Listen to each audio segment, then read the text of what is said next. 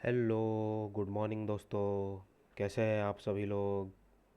आशा करता हूँ आप सभी लोग ठीक होंगे, पढ़ाई कर रहे होंगे। दोस्तों, सबसे पहले तो मैं माफ़ी मांगना चाहूँगा। ये 7 दिन का जो डिले हुआ है, इसके पीछे एक कारण है। मैं थोड़ा सा बीमार पड़ गया था, इसलिए 7 दिन से कोई मेरी वीडियो नहीं आ पा रही थी। लेकिन अब से वीडियो रोज़ कंटिन्यू आएगी। तो बिना किसी देरी के, ऐसी मैं बहुत देर कर चुका हूँ। तो चलिए, बिना किसी देरी के शुरू करते हैं। तो देखो दोस्तों, ये जो हमारा आज का जो एडिटोरियल है, इसके पहले हमें कुछ ऐसी चीज़ें जान लेनी चाहिए जो कि हमें हेल्प करेंगी अंडरस्टैंड करने में कि ये आर्टिकल है क्या एक्चुअली। ठीक है। तो देखो दोस्तों, आपको पता ही होगा, इंडिया जो है वो 2036 के लिए, 2036 का जो ओलंपिक होने वाला है उसके लिए बिड करने वाला है। मतलब बिड करने की प्लानिंग कर रहा है ना। तो ये जो आर्टिकल है ना, ये उससे रिलेटेड है। तो अब 2036 का जो ओलंपिक है, उसका जो बिडिंग का प्रोसेस है वो सिंपल है। मतलब इन शॉर्ट में आपको मैं बता देता हूँ उस पर होता क्या है। जैसे कि आईओए है। आईओए क्या है? Sorry, Indian Olympics association. तो सबसे पहला क्वेश्चन दोस्तों आज के लिए आपके लिए होगा कि आईओए का जो प्रेसिडेंट है वो कौन है। आप ज़रूर कमेंट करके बताइएगा। ये आज के दिन के लिए आपके लिए पहला क्वेश्चन। तो कहाँ था मैं? हाँ। तो आईओए जो है, आईओए ने एक लेटर ऑफ अग्रीमेंट ये किया है। लेटर ऑफ अग्रीमेंट साइन किया है किसके लिए? बिड के लिए। और किसको? तो इंटरनेशनल ओलंपिक्स की जो अथॉरिटी है उसको, अपने जो आईओए है उन्होंने लेटर ऑफ एग्रीमेंट एक साइन किया हुआ है। तो यहाँ से क्या होगा, इंटरनेशनल ओलंपिक्स एसोसिएशन जो है वो पहले तो इंफ्रास्ट्रक्चर देखेगी इंडिया का, कि वाकई में इंडिया काबिल है या नहीं। मतलब इन्हें हम होस्ट बना सकते भी है या नहीं। तो ऐसे कुछ बहुत सारे क्राइटेरिया होते हैं। तो उनको फुलफ़िल करने में फ्रांस जो है वो हमारी इंडियन ओलंपिक की जो ड्रीम है उस पर मदद कैसे करेगा, वो इस आर्टिकल का आज मकसद है डिस्कस करना। तो चलिए, सबसे पहली चीज़, हम लोग ने पैरा ओलंपिक्स देखा होगा 2024 में। 2024 का जो पैरा ओलंपिक्स था उस पे आज के लिए दोस्तों आपके लिए दूसरा क्वेश्चन। पैरा ओलंपिक्स में इंडिया के टोटल कितने मेडल्स आए थे, ज़रूर आप कमेंट करके बताइएगा। ओके। चलिए, तो पैरा ओलंपिक्स जो थे वहाँ पर फ्रांस ने, आपको पता है कि कितने बखूबी वो लोग ने अपना ओलंपिक्स जो है वो कंक्लूड किया। मज़ा आया था दोस्तों देखने में, बहुत अच्छा था, लाजवाब। जो हमारी पैरा ओलंपिक्स की टीम है उन्होंने तो जो नॉर्मल एथलीट्स हैं उनसे ज़्यादा अच्छा किया।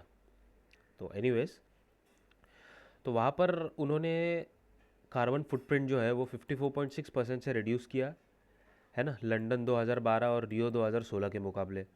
तो आप समझ ही सकते रहे होंगे दोस्तों कि फ्रांस की जो एक्सपर्टीज़ है वो इंडिया को ओलंपिक होस्ट करने में कितनी हेल्प करेगी।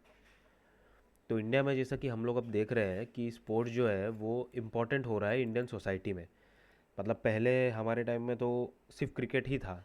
अब जैसे बड़े बड़े एथलीट्स आ रहे हैं, जैसे मनु वारेकर, आपको पता होगी। तो इन्होंने क्या हो गया है, मेन तो सोशल मीडिया, और दूसरा जो है ओलंपिक्स की जिस तरीके से कवरेज हो रही है, जिस तरीके से पेरेंट्स आजकल अपने बच्चों को मोटिवेट कर रहे हैं स्पोर्ट्स में करियर बनाने के लिए, वो मेरे हिसाब से अभी तक हाईएस्ट पॉइंट पे है। तो ये सब आपने भी नोटिस किया होगा। तो इंडियन सोसाइटी में अभी जो है स्पोर्ट्स का सीन काफ़ी अच्छा चल रहा है। पीएम मोदी ने भी स्पोर्ट्स का जो डेवलपमेंट है उसको बहुत इंपॉर्टेंस दी है। तो इंडिया जो है करंटली वो अभी ओलंपिक ट्रेनिंग सेंटर्स डेवलप कर रही है। करंटली तो अभी 10 ओलंपिक ट्रेनिंग सेंटर्स डेवलप हो रहे हैं। तो अब बोलेंगे सर इस ओलंपिक ट्रेनिंग सेंटर्स का काम क्या है? तो जैसे नाम में ही लिखा हुआ है कि यहाँ पर जो है एथलीट्स आएंगे, उन एथलीट्स को ट्रेन किया जाएगा ओलंपिक लेवल के लिए, यंग एथलीट्स जो भी है। अब आप बोलेंगे सर ये एथलीट्स आएंगे कहाँ से? तो ये जो एथलीट्स है, ये आपके जो नेशनल लेवल पे जो स्पोर्ट्स होते हैं ना, जैसे कि अभी क्या कहते हैं, 4 से 15 मई आएगी, तब खेलो इंडिया का जो है वो कंपटीशन होगा। तो खेलो इंडिया में बहुत सारे भिन्न भिन्न प्रकार के स्पोर्ट्स होंगे। बाय द वे आपको एक जानकारी दे दूँ दोस्तों, यहाँ पर जो ई स्पोर्ट्स है आज के टाइम में, जो देखा होगा ना आपने, वैलोरेंट खेलते हैं, कोई काउंटर स्ट्राइक खेलते हैं, और बहुत सी चीज़ें होती है ई स्पोर्ट्स में, तो ई स्पोर्ट्स को भी इंक्लूड किया गया है। तो ये बहुत अच्छी बात है दोस्तों, क्योंकि ई स्पोर्ट्स ग्लोबली आप देखेंगे बहुत बड़ा मार्केट है। तो इंडिया में अगर इसकी शुरुआत हो रही है, तो ये जो ई स्पोर्ट्स वाले हैं वो उनको तो फ़ायदा होगा ही, प्लस जो बाकी के हैं जैसे ब्रांड्स, उन्हें भी बहुत फ़ायदा होने वाला है इसका। तो होता क्या है कि ये जो खेलो इंडिया, बाकी के जो नेशनल लेवल के कॉम्पिटिशन्स है, यहाँ से जो टॉप परफॉर्मिंग एथलीट्स हैं उनको उठाया जाता है और यहाँ पर उन्हें ट्रेनिंग सेंटर्स में डाल दिया जाता है, और फिर उनकी फर्दर ट्रेनिंग का जो भी खर्चा है वो गवर्नमेंट लेती है, और सब मतलब जो भी है वो गवर्नमेंट करेगी। तो फ्रांस ने अब क्या किया है, France has place to share its experience from hosting Paris 2024 games with India as it prepare to bid for 2036 game. तो फ्रांस ने तो प्लेस कर दिया है कि भाई, वैसे भी हम लोग ये तो डिनाई नहीं कर सकते कि फ्रांस की एक्सपर्टीज़ हमारे कुछ काम की नहीं होगी, ऑफ कोर्स होगी, क्योंकि उन्हें एक्सपीरियंस है, तो इनका जो एक्सपीरियंस है वो हमारे बहुत काम आएगा। अगली चीज़, फ्रेंच में जो स्पोर्ट्स इंडस्ट्री है वो 75 बिलियन यूरोस की है। अब इससे ही आप अंदाज़ा लगा सकते हैं दोस्तों कि इंडिया में उसकी वैल्यू क्या होगी। करेंटली आई थिंक अभी इसकी जो वैल्यू है वो 3.5 बिलियन डॉलर से ज़्यादा है इंडिया में, if I am not mistaken. ये फिगर्स दोस्तों मुझे एक बार चेक करने होंगे। तो ये जो है स्पोर्ट्स इंडस्ट्री, ये जो वहाँ की एरोस्पेस इंडस्ट्री है वहाँ से भी ज़्यादा है। मतलब अब अंदाज़ा लगा सकते हैं दोस्तों, खाली स्पोर्ट्स।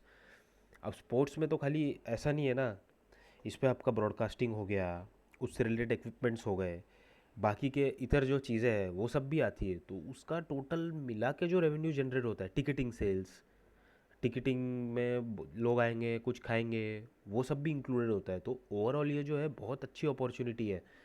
फ्रांस में ही अगर इतना है तो इंडिया में तो क्रेज़ है।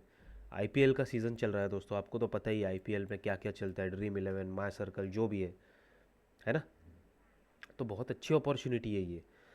तो सेक्टर जो है वहाँ पर 1,20,000 कंपनीज जो है वो बहुत सारे डिवर्स सर्विसेज देती है, जैसे कि construction, equipment, data analytics, ticketing, जैसा कि मैंने अभी आपको बताया। तो ये चीज़ जब इंडिया में आ जाएगी विद फ्रेंच एक्सपर्टीज़, तो ये हम लोग के लिए बहुत अच्छा होगा। तो इंडिया में क्या सीन चल रहा है अभी, इंडिया वैसे कि डीकैथलॉन है, आपको तो पता ही होगा दोस्तों, कमाल कर रखा है इन्होंने डीकैथलॉन वालों ने। हर जगह इनके स्टोर्स है और लिटरली अफोर्डेबल प्राइसेस पे मतलब बहुत सी अच्छी अच्छी स्पोर्ट्स की चीज़ें मिल जाती है ना। और आपको ये भी पता होगा दोस्तों, यदि आपने कभी देखा नहीं होगा तो एक बार आप जो इंटरनेशनल मैराथन्स होते हैं ना, जैसे जैसे पेरिस मैराथन वगैरह, वहाँ पर आप देखिए साइकिलिंग के बहुत सारे इवेंट्स होते हैं। वहाँ पर आप देखिए जो टीसीएस है ना, वो स्पॉन्सर करती है उनको, उनके जो जर्सी पे है ना वहाँ टीसीएस लिखा होता है। तो एक बार आप ज़रूर देखिएगा। तो ओवरऑल समझ में क्या आ रहा है इस आर्टिकल से, ओवरऑल समझ में ये आ रहा है कि इंडिया का जो 2036 का जो ओलंपिक का ड्रीम है, उसमें फ्रांस हेल्प कैसे कर सकती है हमें, हम लोग का जो ये एम्बिशन है ये फुलफ़िल करने के लिए। और इन शॉर्ट, फ्रांस की जो एक्सपर्टीज़ है वो बहुत अच्छी साबित होगी इंडिया के लिए। अभी के लिए दोस्तों इतना ही। अगर पसंद आया होगा वीडियो तो ज़रूर आप लाइक करिएगा, कमेंट करिएगा, बताइए और क्या इम्प्रूव किया जा सकता है ना। तो आज के लिए इतना ही दोस्तों। Thank you and take care everyone. और हाँ, ज़रूर कमेंट सेक्शन पे आज के 2 क्वेश्चन जो पूछे गए आपको उसका आंसर दीजिएगा, है ना। एक तो इंटरनेशनल ओलंपिक्स एसोसिएशन की जो चेयरमैन है, अभी एक हिंट दे देता हूँ आपको, वो इंडिया को उन्होंने ओलंपिक्स पे बहुत बड़े लेवल पे रिप्रेजेंट किया है। ओके।